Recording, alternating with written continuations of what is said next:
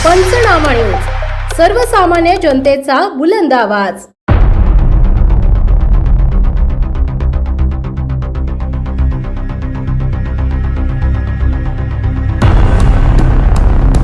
One तपासणी नाक्यासमोरील खड्डा बनलाय, जीवघेणा धोका, अपघाताची भीती वाढली।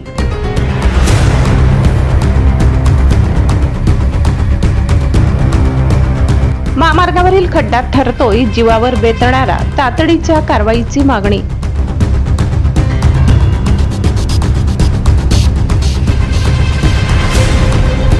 राष्ट्रीय महामार्ग क्रमांक 53 वर रेल्वे स्टेशनकडे जाणाऱ्या मार्गावरील वन तपासणी नाक्यासमोरील मोठा खड्डा सध्या अपघाताचे कारण ठरण्याची भीती व्यक्त केली जात आहे।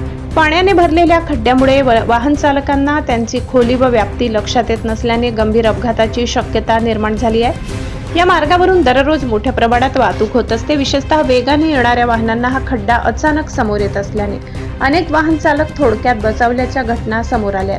काही दुचाकी स्वारांचा तोल जाण्याची वेळही आली होती। त्यामुळे हा खड्डा नागरिकांच्या भाषेत मृत्यूचा सापळा ठरत असल्याची भावना व्यक्त होत आहे।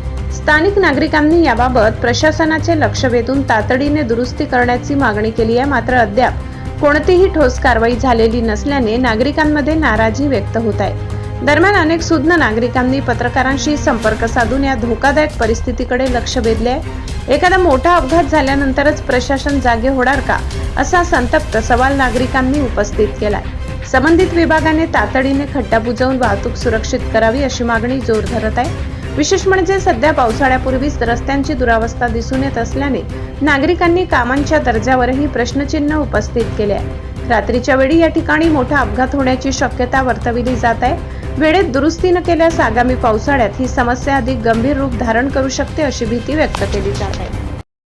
नमस्कार, मैं विजय मोहनलाल सेन, एक सामाजिक कार्यकर्ता नवापुर से हूँ।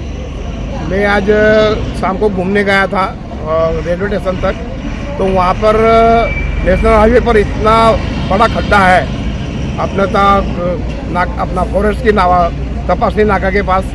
वहाँ पर बड़ी बड़ी ट्रक एकदम स्पीड में जाती है, वहाँ पर बहुत बड़ी दुर्घटना हो सकती है। वहाँ पर राष्ट्रीय महामार्ग के जो भी कर्मचारी हैं उनको ध्यान देकर वो खड्डा पूरकर और व्यवस्थित उपयोजना करना चाहिए, नहीं तो बहुत बड़ी दुर्घटना हो सकती है। और रात को वो खड्डा वो जरा सा भी नहीं दिखता है, तो उसमें बहुत बड़ी दुर्घटना हो सकती है। तो उसके लिए जल्द से जल्द उपयोजना करना चाहिए।